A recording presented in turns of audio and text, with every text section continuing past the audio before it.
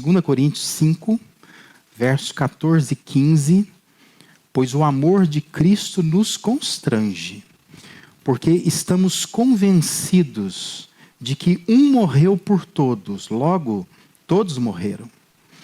E ele morreu por todos para que aqueles que vivem já não vivam mais para si mesmos, mas para aquele que por eles morreu e ressuscitou. Nós já temos dito aqui que nós estamos observando textos do Novo Testamento que nos permitem compreender como deve ser o cristianismo ao modo de suas propostas originais e no formato que Deus deseja que entendamos e pratiquemos. O cristianismo, ele está assentado sobre uma história de amor. O cristianismo, ele significa que Deus, ele amou tanto a sua criação que enviou o seu Filho Jesus ao mundo, que é o Cristo, e essa é a expressão máxima do amor de Deus por nós. E ele enviou o seu Filho ao mundo com a finalidade de nos resgatar da condição de perdidos que o pecado nos colocou. Em toda a teologia de Paulo, a compreensão desse amor torna-se fundamental. Porque quando a pessoa compreende esse amor de Deus por nós em Cristo, isso causa transformação na vida de quem realmente entende esse amor, o amor de Deus. Isso forma, obviamente, um contraste entre o cristianismo, o chamado implantado, né, aquele que foi colocado lá no início, no seu início, e o cristianismo praticado, que é aquele que a gente faz hoje, né? Cria uma certa disparidade entre um e outro. Isso porque o cristianismo praticado nos dias atuais, ele tende a buscar a Deus com a expectativa de que Deus faça algo por nós, como se Deus fosse devedor nosso, né? É muito comum em muitos lugares você perceber o próprio tom de voz que a pessoa usa para orar a Deus. Ela ora a Deus como se Deus devesse para ela. Ela ora meio por cima de Deus. E esse é o cristianismo que nós estamos vendo sendo praticado nos dias atuais. Mas o cristianismo implantado, aquele compreendido nas páginas do Novo Testamento, experimentado pela primeira geração de cristãos, buscava a Deus com a disposição de fazer algo para Deus, em gratidão por tudo que ele já fez. Porque na compreensão daqueles primeiros cristãos, nós somos devedores. Nós devemos a Deus. Deus não deve nada para a gente. Então, dispor a fazer algo para Deus, no lugar de somente esperar algo de Deus, são duas formas de viver completamente diferentes. Isso é, considerar Deus devedor e nos posicionar como devedores, são propostas de vida muito distintas. Na verdade, são radicalmente opostas. Por isso é importante entender o que Deus fez. Paulo, escrevendo aos Coríntios, ele afirmou que o amor de Cristo nos constrange. Mas a pergunta é, qual é o significado exato disso? Todas as versões em português traduzem assim: o amor de Cristo nos constrange. Algumas, porém, como a NVT, aquela nova versão transformadora, ela traduziu assim: o amor de Cristo nos impulsiona. E a chamada NTLH, né, a nova tradução da linguagem de hoje, ela traduziu assim: somos dominados pelo amor que Cristo tem por nós. Que é semelhante àquela NAA, né? A Nova Almeida Atualizada, que traduziu: o amor de Cristo nos domina. Por que tem essas diferenças de tradução?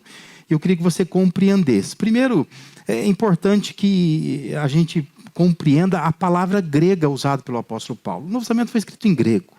Então existe uma palavra grega que Paulo usou para se referir a constrangimento. A palavra que ele usou é a palavra, ela se lê assim, sineco. E essa palavra ela tem um sentido básico de manter. Mas ela era utilizada para descrever um canal estreito que forçava um navio a passar por ele. De modo que vai ganhando o sentido de pressionar por todos os lados, a fim de manter naquela direção. Sabe?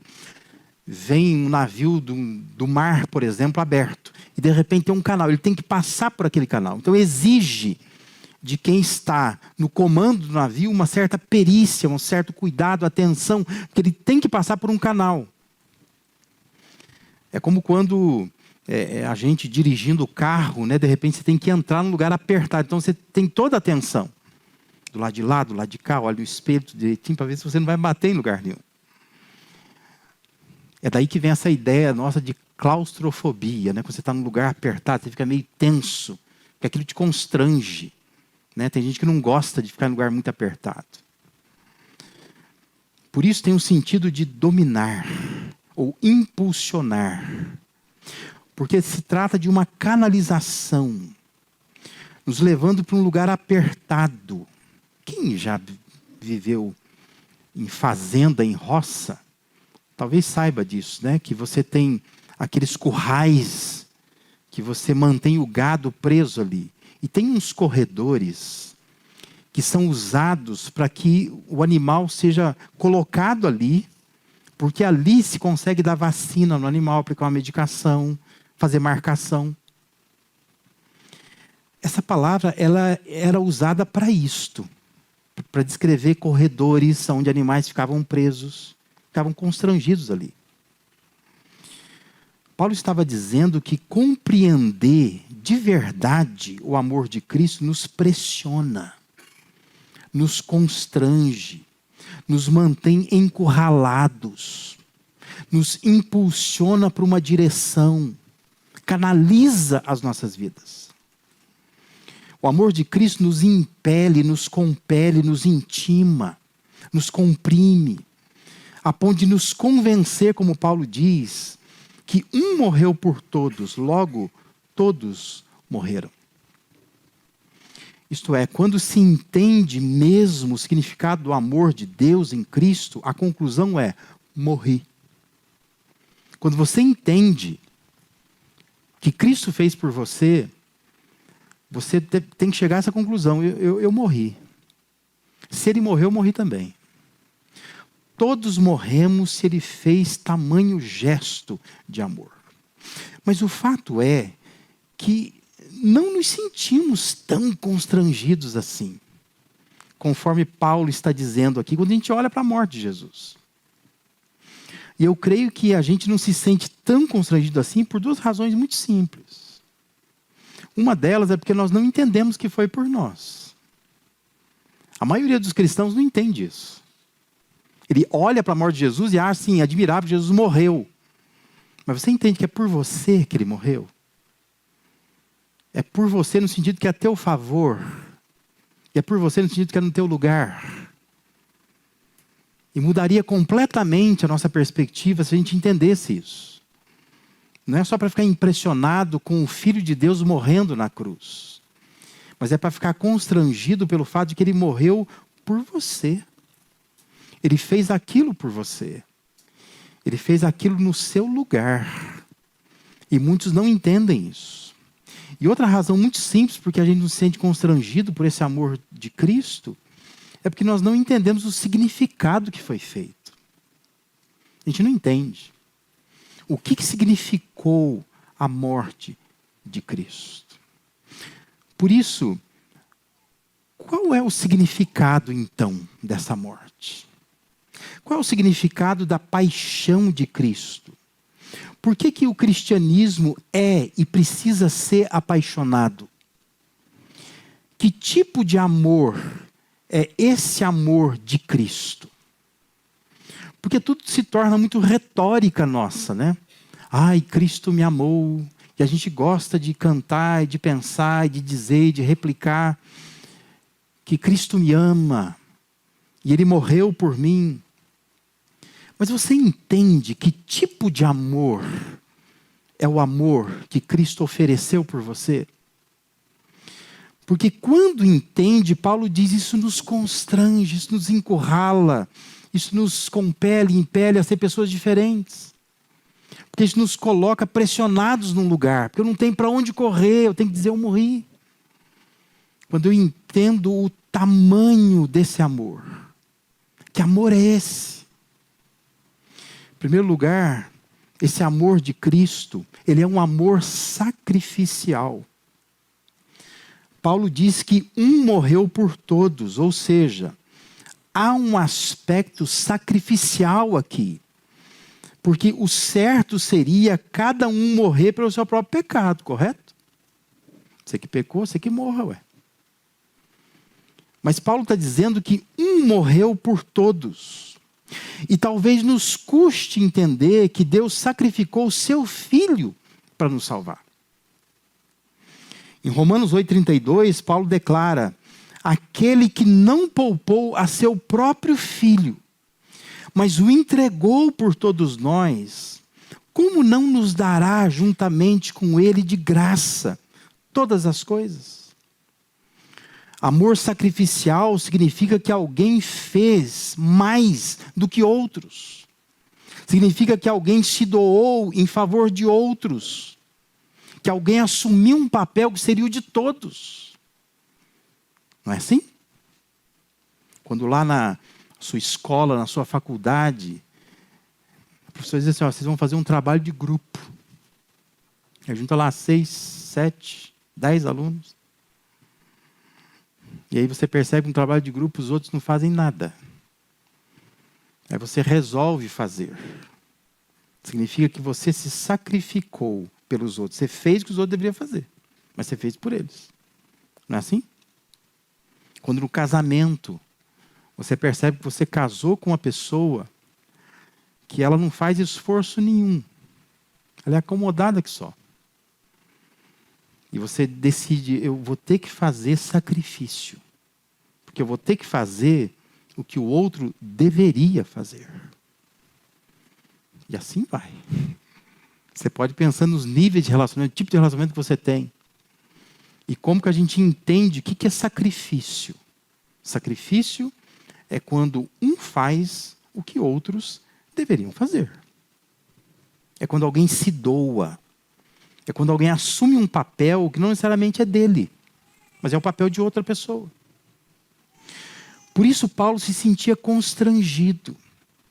Essa compreensão nos encurrala, nos canaliza, nos pressiona. Porque Paulo compreendia isso. O amor de Cristo me constrange, porque é um amor sacrificial. Ele fez o que não era para ter feito, porque é uma coisa minha. O pecado é meu, o problema é meu. Mas ele tomou o meu lugar. Agora, se a sua cabeça fica funcionando, pensando assim, mas por que tinha que sacrificar alguém? Deixa eu explicar isso rapidamente para você. Lembra que Deus criou o homem lá no Jardim do Éden. A Bíblia começa assim, né, falando da criação. E fala que Deus criou o homem. E diz que quando Deus cria o homem, Deus avisa para o homem, dizendo assim, olha, tenha as árvores do jardim, tudo, vocês podem comer, fiquem à vontade, usufruem de tudo. Mas tem uma árvore no meio do jardim, que Deus chama de árvore do conhecimento do bem e do mal. Ele diz, o dia que você comer do fruto dessa árvore, você vai morrer. E a gente sabe que foi feito, né? Comeu. Aí eu pergunto, morreu? Comeu, mas não morreu. Por mais que tenham sido expulsos do jardim, e admita-se a ideia de morte espiritual, a única morte, de fato, que tem em Gênesis capítulo 3, é de um animal. Lembra disso? O Adão e a Eva diz que eles ficam com vergonha da nudez, eles se cobrem com folhas de figueira.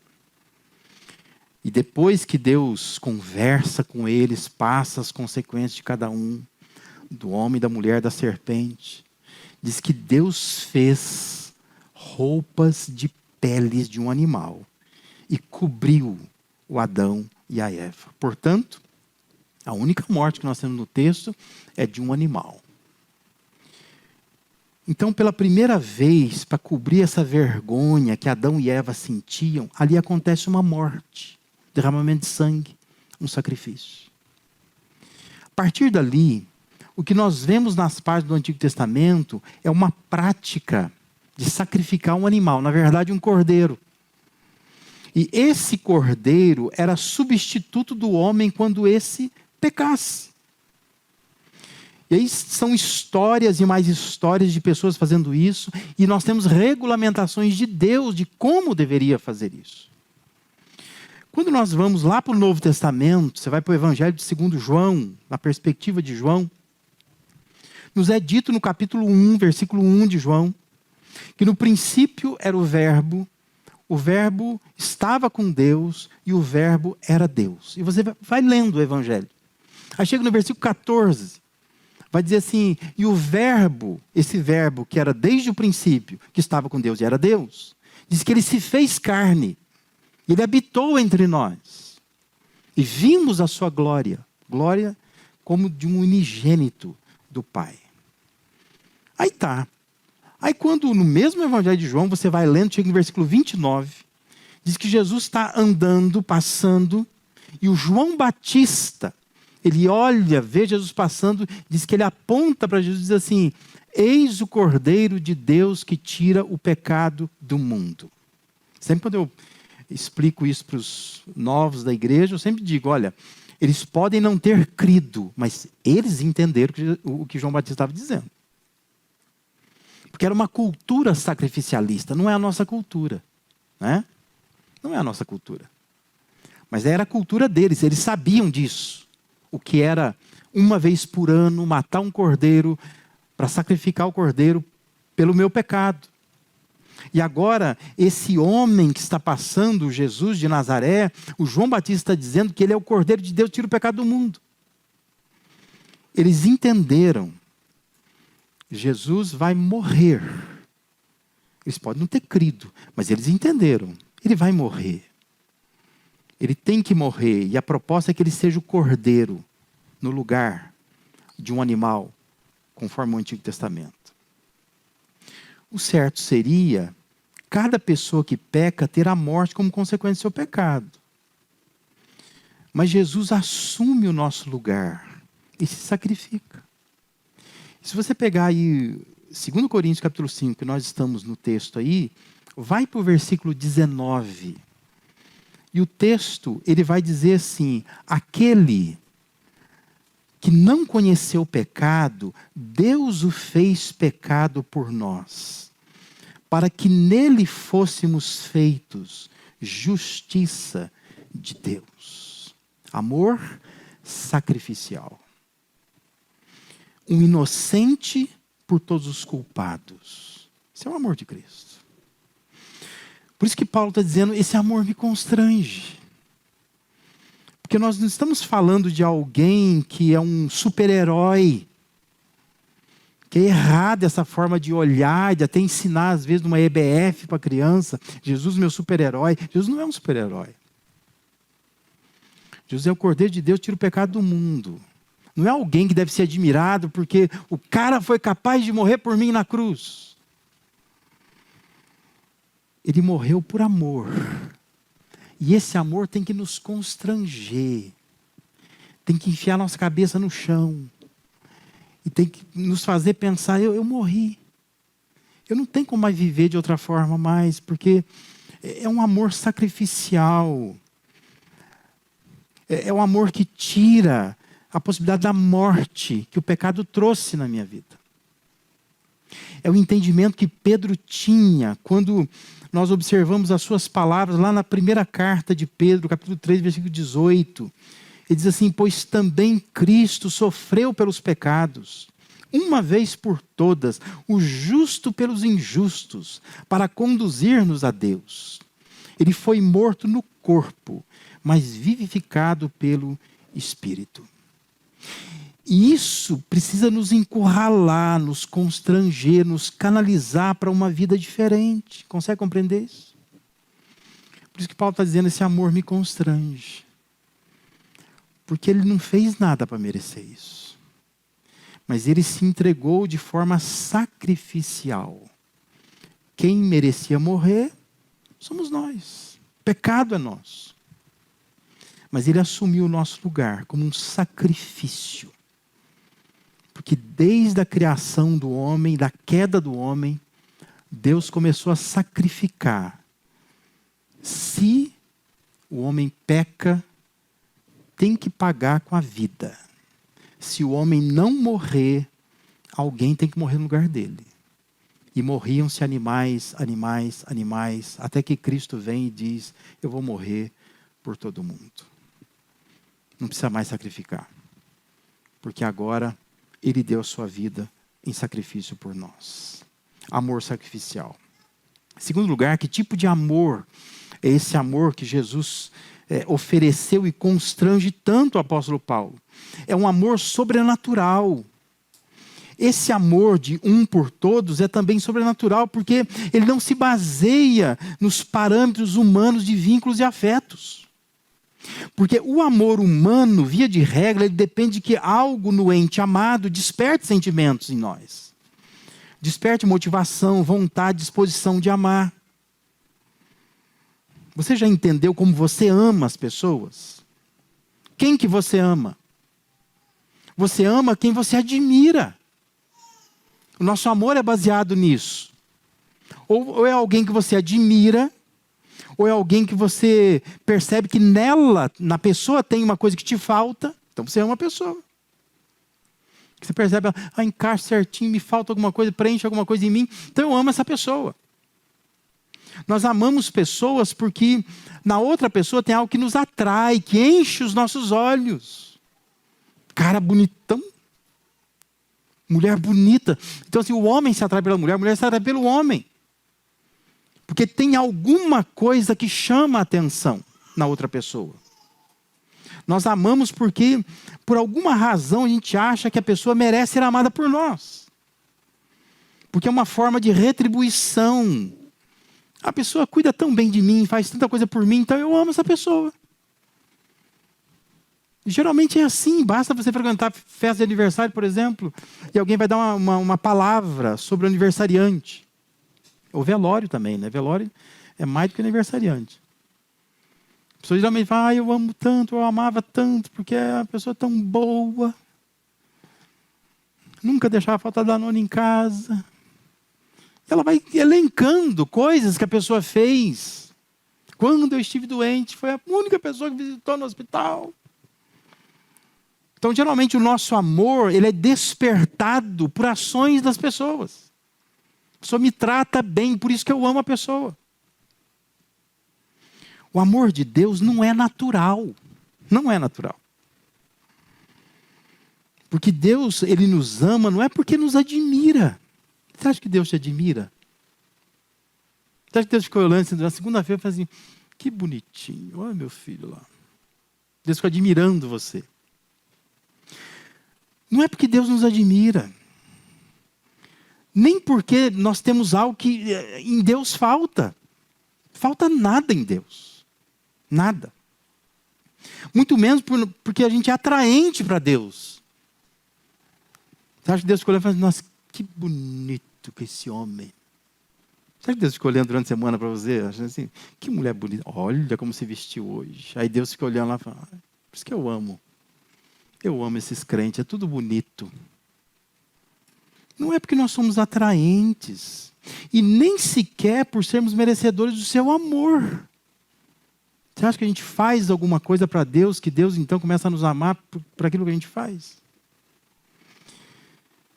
João, quando escreve sua primeira carta, capítulo 4, versículo 9 e 10, ele diz assim, foi assim que Deus manifestou o seu amor entre nós.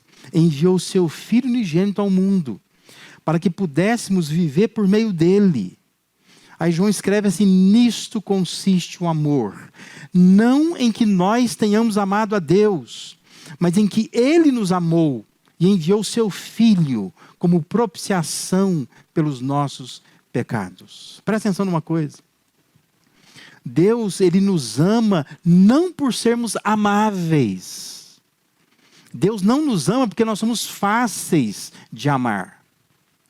Mas Deus nos ama porque Ele é amor. Sabe a diferença? Não precisa ter nada em nós. A questão é que Ele é amor. E Ele decidiu nos amar. Não é por nada que Ele veja em nós, mas é por causa do propósito que Ele tem para nós. Por isso que Ele nos ama. Ele nos criou e Ele nos cerca do seu amor. Se você é um crente de verdade, eu sei que pelo menos uma vez na semana você deve orar dizendo para Deus assim: Deus, por que o Senhor me ama? Porque tem dia que nem eu me amo, nem eu me aguento, nem eu me suporto. Tem dia que se eu pudesse eu me mandaria para o inferno. E às vezes você fala para Deus: Deus, por que o Senhor me ama? O que o Senhor está vendo em mim para me amar? Sabe por que Deus te ama? Porque Ele criou você. Porque você é criação dEle. Por isso, a designação muito utilizada no Novo Testamento de Deus como Pai nos ajuda a compreender, ainda que meio turvamente, o que é o amor de Deus. Deus ama porque Deus é Pai. E pais são assim. Pais amam seus filhos porque são seus filhos, entendeu? Quem é pai novo, né, o Jardel, por exemplo, né, o mais jovem pai entre nós aqui, vai entender isso. Vai entender que... Por que você ama o seu filho? Por que você ama a sua filha? Porque é minha filha. É minha. Porque é meu filho. Ninguém ama o seu filho como você ama o seu filho, não é? Podem não ser bonitos, né? Às vezes a gente vê na rede social lá um pai, uma mãe, põe lá a foto do filho, da filha. Hoje é aniversário da menina mais linda do mundo. Não acho. Se a gente fizesse uma consulta entre umas 10 pessoas, vai dizer assim: também não acho não, acho ela feinha. Não é bonita. Mas aquele pai, aquela mãe acha a mais linda do mundo. Né? Porque é filha dele, é filho dele. Às vezes o filho pode não ter o melhor comportamento. Podem às vezes trilharem por caminhos que desagradam os pais. Podem errar nas suas escolhas. Mas é filho. Nessa minha jornada do ministério, eu já acompanhei mães e pais que abraçam seus filhos. Às vezes o filho está na droga, está na rua, não quer saber de Deus mais, se desviou completamente. Ninguém mais está querendo investir. Não tem pastor, não tem ninguém, mas tem um pai e uma mãe. Às vezes na rua, na madrugada, atrás do filho e da filha. Amor de pai. Então, quando você pensa assim, por que Deus me ama? Porque Deus é Pai. Isso ilustra, ainda que não reproduza fielmente o amor de Deus, mas o amor de Deus, ele é sobrenatural. Esse tipo de amor constrange a gente. Porque tem dia que você vai olhar e vai dizer assim: mas meu Deus, eu me mandaria para o inferno hoje. E Deus não te manda. Porque ele ama você. Ele ama você não é por causa da sua beleza, dos seus talentos, não é por aquilo que você tem feito. Ele ama você para do propósito que Ele tem para você. Ele criou você, Ele não quer perder você. E é um amor sobrenatural, que nós não vamos entender. Porque o nosso amor é natural, né? Nosso amor é humano. Nosso amor depende de algumas ações do outro. O amor de Deus depende de nada, nada disso. O amor de Deus depende dEle. Ele quer amar, porque Ele é amor. Em terceiro lugar, Paulo está dizendo que esse amor constrange tanto Paulo, porque o amor de Cristo é um amor sem condicionais, ou é um amor incondicional. Quando nós falamos de relações humanas, nós falamos muito de reciprocidade. Isto é, para nós, o amor tem que ser uma via de mão dupla. Eu lido com casais há décadas. E sempre os casais, eles estão insistindo nisso. Né? Sempre a mulher vem reclamar comigo, dizendo assim, pastor, eu não sei até quando eu vou aguentar. Porque assim, eu estou fazendo tudo que eu posso, mas esse homem não está fazendo. Quer dizer, a via não é de mão dupla. Porque nós queremos que seja de mão dupla.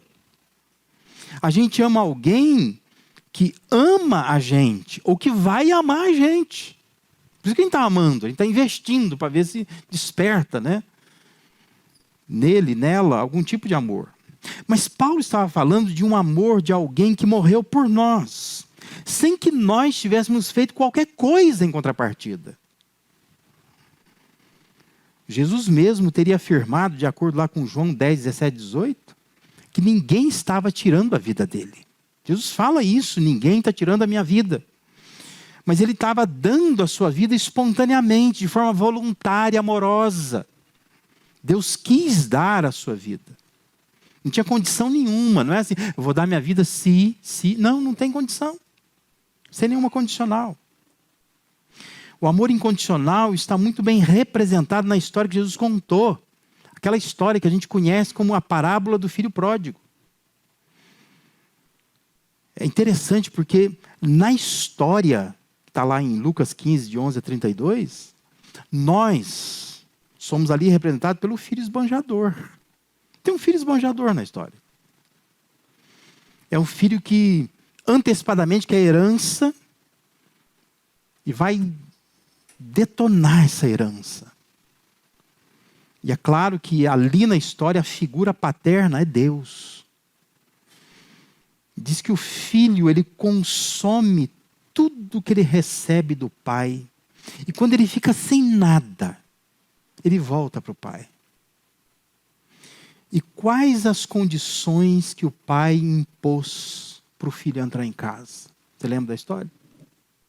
Que condições foram? O pai disse, primeiro, segundo, condição nenhuma. Nenhuma.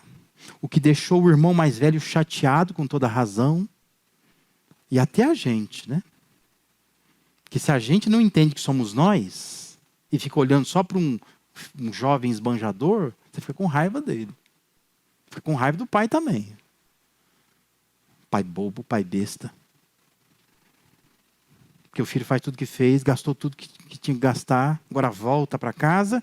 Você não vai falar nada, você não vai dar condições, você não vai colocar assim, olha, você vai fazer isso para pagar tudo que você gastou.